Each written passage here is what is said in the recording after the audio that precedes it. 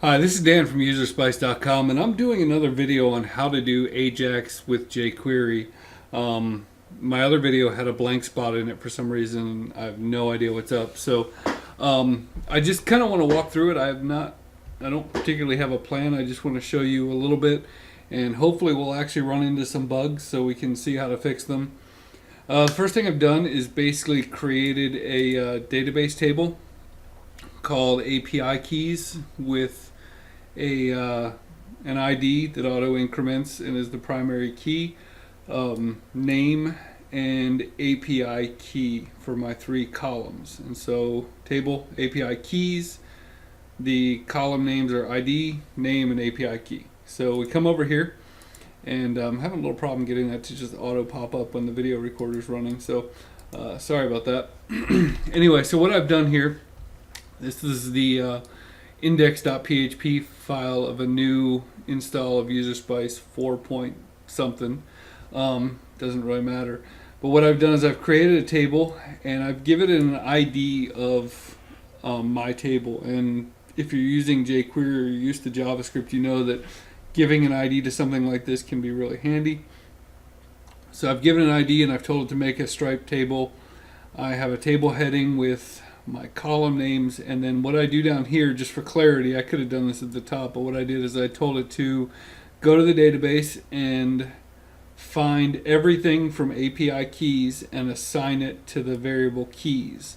And then what we're going to do, we're going to loop through those with a for each loop, and we're going to say for each keys, so we're going to go to all the keys and assign each row the variable k. And then what we're going to do for each one of those, we're going to make a new table row, and we're going to put two cells inside of it. The first one is going to be K, which is coming from here, and then name, which is the column name of the database. And then we're doing K and the API key, which is the other column name of the database, and then we're going to close our for each loop.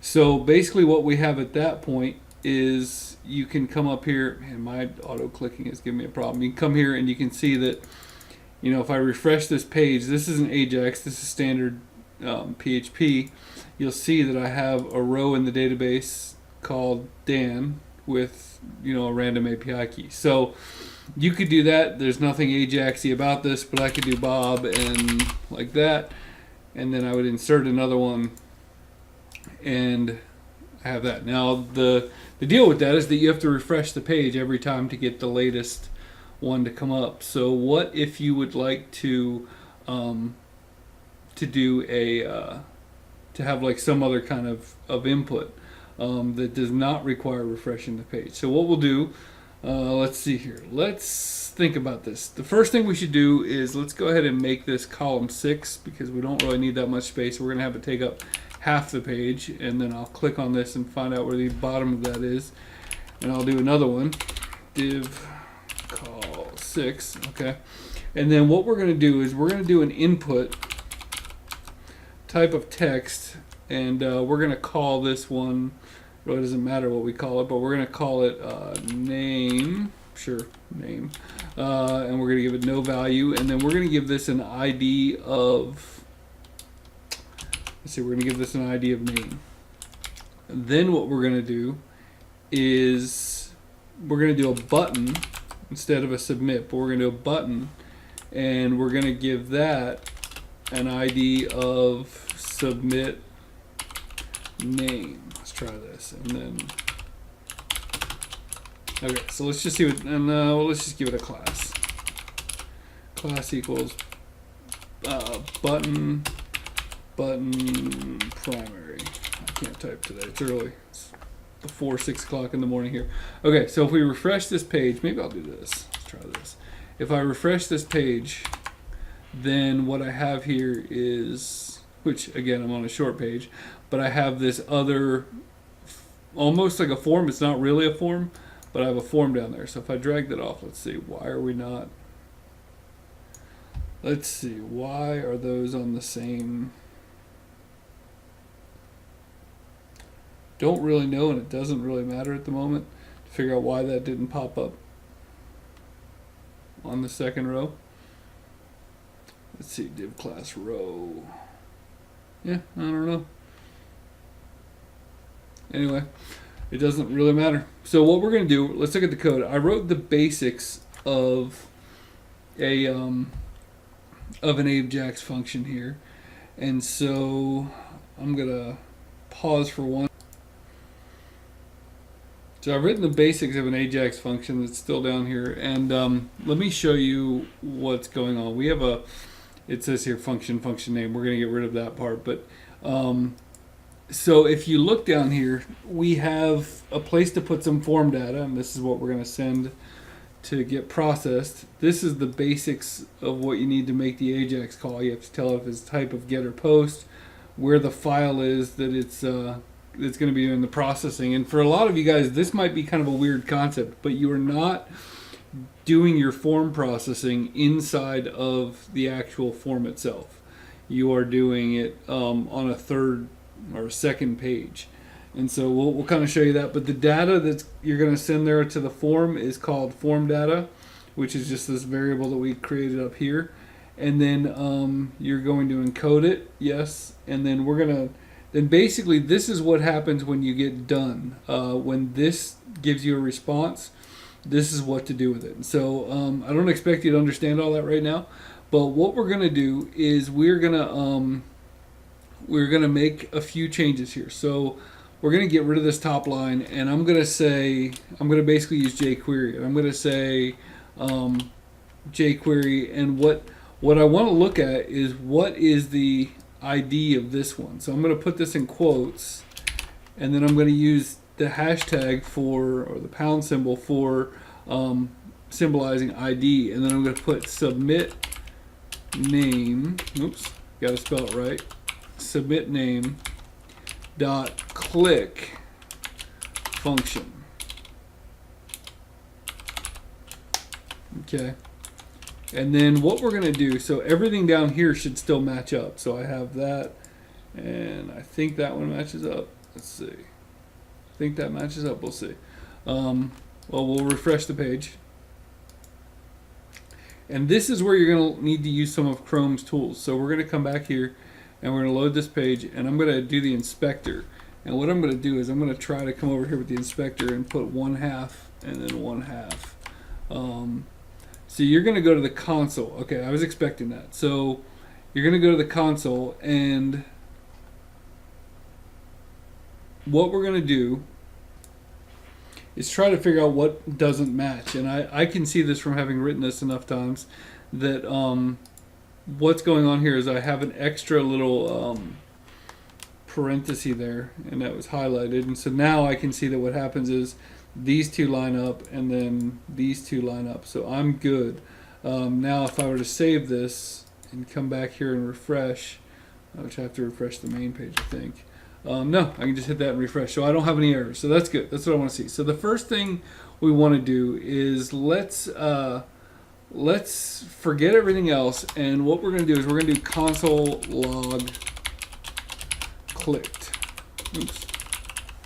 And what we want to know before we spend a whole lot of time developing this function is we want to know that it's being triggered. And so we're going to minimize this code. Hopefully I saved it. Oh yeah, I saved it. Okay, so we're going to minimize that code, and we're going to come up here and refresh this page. And then, so we're going to see that every time I click this, that this shows that it was clicked. That's great. That means that we've used the right, what's it called? ID and all that kind of stuff. I just opened a new version of Atom. Come on. Okay. Man, I'm really having problems with that lower thing when my video recorder is running. So anyway, we want to make sure that we're targeting this button properly, and we are, because every time it's clicked, the word clicked shows up. So great, we can delete that. So now what we want to do is we need to give some data to submit to the form. And so what we're going to do here is we're going to use some more jQuery. So we already have this thing here, and basically when you submit a form, the form has a name attribute for each input, and probably name is a bad idea here. So we're gonna put username just so we can. Okay, so and then I'm gonna do username here, because what we want to say is that we're not just using the word name because we're only really submitting one piece of data, but we're using we're trying to submit the person's username. So anyway, this is basically JSON. So this is a JavaScript variable, and then what we're going to say is, what is that JavaScript variable? And this is where you need a little bit of jQuery to come help you out. So what we're going to do, we're going to do the same $ that we did up here. And then what you want to do is you want to target this input. You want to say, what is in this box? Okay? And so what's in the box can be targeted with this ID of username. So what we're going to do is we're going to come here and we're going to do the same thing with the hashtag, we're going to put in quotes, hashtag #, whatever you want to call it. And then we're going to say username. And then what we're going to do is .val. And what that means, and this is an array, so it's going to get a comma, not a semicolon. What that means is it's going to grab the value of whatever is in the input box and assign it to be username in post. And so I'm going to just paste, I'm going to get rid of this for a second. So at this point, what we're doing is we're going to that text box when the button is clicked. This is checking to see if the button is clicked. We're going to grab the value of whatever is in that text box, and we're going to submit it to this file. Now I have this file over here, and right now all it has is the require once to init.php, which gives it all the basic stuff that UserSpice needs. And you'll see that my parser file is in this folder called parsers. And I believe that what we're actually going to have to do, because you have, if you look at it here, we have the root is 4405, then parsers is a subfolder, and users is a subfolder. So what we actually want to do is make this relative to the parser file. So what we're going to do is we're going to back up one folder and then go to users. So what we're saying is we're in the parsers file, // go back to 4405, and then go up to users and grab the init.php file, which is the file that has all of your configuration for UserSpice. So anyway, we're going to do that, and then we're going to tell it to make a database connection. So at this point, we want to know what it is that we're getting from that AJAX query. So I'm going to do just dump post, and this is just like processing any other form. So we're going to do that, and now what we need to do is go back to our thing here and our thing here, and we're going to refresh the page, just make sure we have the latest version of it, and forget the set timeout, that's fine. So we're going to submit this, and then we're going to click this, and you're not going to see anything. Okay, so what we want to do is you want to go over to the network tab, and I guess I could clear that. I'm just going to refresh the page. So you want to go to the network tab. That's kind of weird. So you're going to click this, and then all of a sudden now you have this parser file, which I am having issues today. Let me expand this out. So I have this parser file, and when I click in this, it tells me that I have an array of one thing, which is username, and username came from this. So in other words, if I were to call that Bob, it would come up as Bob here, but username and then whatever I got in the form. So that's great. So I'm already passing the information via AJAX and jQuery over to the parser file. So fantastic, no problems. This network tab thing will be your help with this. If there's any PHP errors, they're going to come up in here. You'll never see it on your main page. So you need to know, like, hey, I need to keep an eye on that network tab to see what's going on. So now at this point, we're going to treat this just like any other form input. So let's just say, so we have this database and it has the two columns. It has a structure of name and it has a structure of API key. So I'm going to come over here to the parser file, and I'm going to give it a thing called name, because that's the column of the database. Name equals input get username, and what that's coming from that form thing, and that's sanitizing the data. Now what we want to make sure is that the name is not just blank, that they didn't click it without hitting blank. So we're going to say if name not equals this, then we're going to do everything else that we're going to do. So the first thing we want to do is generate the API key. Well, what we're going to do is we're going to just go ahead and do our insert. So let's do this. Let's do fields equals array, and we're going to make an array of the things that we want to insert into the table. Okay, so what we're going to do, I have another idea. Let's do it this way. All right, we're gonna keep that there, but what we're gonna do is we are gonna generate the key, and we're gonna call it API key, and let's do this. Let's do random string 15, which I think will actually give us 14 digits, and that is a. Let's check this. We're gonna search through UserSpice. I think that is a built-in UserSpice function. So. Okay, so I have a function here called, random string, and it's all lowercase. So we can come back to the parser file, and random string is going to be just 15 random characters. And then, so what we're going to do here is we're going to do the fields, and these on the left side of this array are the column names of the database. So I have name, and then we're going to do the little arrow thing, and then we have name. So, and then this one is API, let me get that in quotes, API key, and then API key. So in case you're lost, let's take a second to come back. What we've done, we've grabbed the input from the parser or from the AJAX request, and as long as that input is not blank, and we could do a whole bunch of other checks here, but we're just going to check for blank right now. We are going to generate an API key, which is just a random string of 15 characters or so. And then what we're going to do is we are going to create an array with that information. So this is the column name, and this is the data that we want to go into the column. This is the column name, this is the data we want to go in. So what we're going to do is we're just going to do a simple UserSpice data insert. So we're going to do db, I cannot type today, query, and then we're going to put the table name, and then fields is the array that we just created up here that we want to pass in. So we could do all kinds of other checking, but I feel pretty safe with that for our purposes. So what we're going to do is let's try a few different things here. So we are going to create so right now at this point, let's just do this. At this point, that would insert. You won't get any feedback, but if everything is right, then what will happen is if I minimize this and I come back here and I actually go to this page and I refresh the page and I do like that, then I'm not going to see anything happen here. In fact, we can come over here and drag our parser file. We're not getting any errors, nothing is happening. So if I were to refresh this page, then we're seeing that that data did not insert into the database. So what we want to do is figure out why. Why would that data have not gone in the database? So now it's time to do some debugging.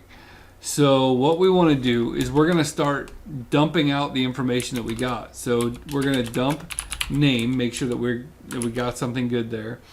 And then we are going to come in here and we're going to dump out, was there any kind of errors? So we're going to do dump db error string like that. And we're going to check and see if there was any database errors. So let's take a look. Let's run that one more time. And come back here, refresh the page.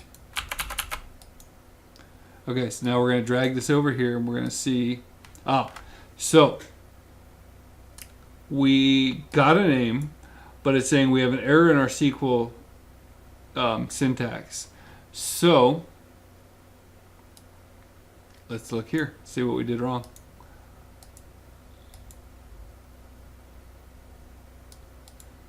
And if you're a frequent UserSpice user, you're probably sitting there yelling at me because what I did wrong was that this needs to be insert, because we are inserting a row into the database. So I can get rid of this error stuff here and save it, and then we'll come back here. And so now we're going to refresh the page, which we don't really have to, but we refresh the page. And if we were to refresh again, you'll see that that inserted with the string. So we know right now that everything is pretty much working.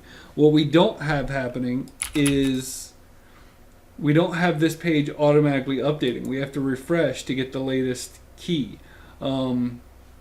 So what we're going to do, we're going to come in here to our parser file, and there's a few things we want to do. Let's see here. Let's only pass something if it's successful. So what we're going to do is we are going to keep everything in this thing. So you're going to get no response if you hit a blank, because it's just a blank enter. So we're going to come in here and we're going to do let's make an array, and let's see here. I'm just going to call it response equals empty array, and we don't really have to create as an empty array, but we're going to. So we are going to put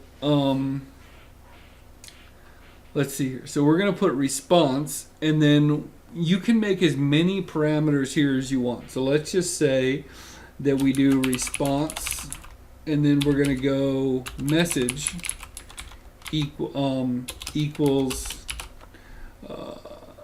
let's do name was entered. Okay, we're just going to do that. And then response success equals true. And so you can pass as many different things in there as you want. You can pass so in this situation, I got an idea. We need to give it this information back. So right now we have a message, which is just kind of a free-form text message. We have the idea that the response, the action was successful. So what we're going to do is we're going to do response name equals name, and response API key. And again, there's a bajillion different ways you can do this, but that's fine. All right, so now what we're basically saying is we have a free form just answer of what happened. We have true or false, which just makes it handy if you want to do just conditional logic back there. And then we are returning these two things so that we can insert them into the table. Now, this is very, very, very, very important. AJAX expects that you will echo one thing and one thing only, which means that if you were to leave something like dump name up here, this will break your entire AJAX code. So the only thing you want this script to ever echo out, which is why we're not including the header, we're not including anything, we just have the init file. What you want to do, you want to echo JSON encode response. All right. So this is literally the only thing that this whole script echoes out. Now I'm going to save it. And what we're going to do here, we're going to go back to our index.php file, and we are going to console log data. And so basically what happens is, just to kind of step back, we're sending this information to the parser file. This is the parser file. Then when we get a response from it, call that response data. And we're going to console log data. So let's just see what happens at this point. So I'm going to minimize this, and I'm going to bring up my this and my inspector. So I'm going to drag that over, and what happens is I'm going to bring up the console thing, put this to the right. Then I'm going to click on this, and then you'll see that I did not get a response. And the reason why I didn't get a response is because I didn't refresh the page to get the latest index.php code. So I'm going to try this one more time. I obviously figured that out off camera. So I'm going to enter in this as a name and submit it.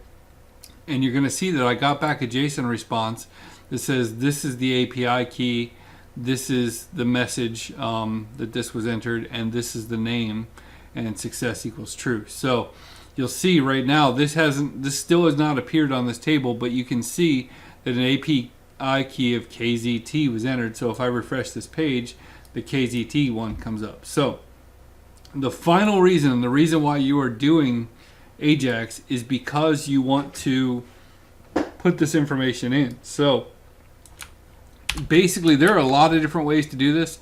but we are going to do this like a very slow way, just a very basic way. So what we're going to do, you can see I created a table just in jQuery. I'm saying I've got a TR, a TD, and obviously we'll need a second TD.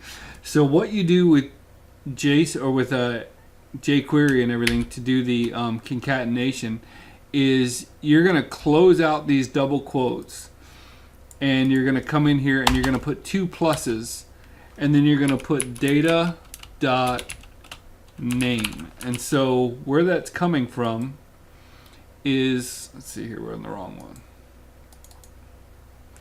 So if I were to inspect this one right here, console, and I do this, then I'm going to get data.name and data.api key are these two things. So what we're going to do, we are going to come in here and we're going to make a table row. Inside the table row, TD1 is going to have data.name, and then TD2 is going to have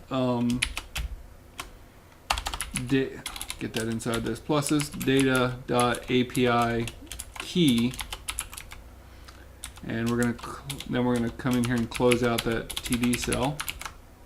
And now what it's going to do, it's going to use the jQuery method append to, and it's going to append it to the table that has the ID of my table.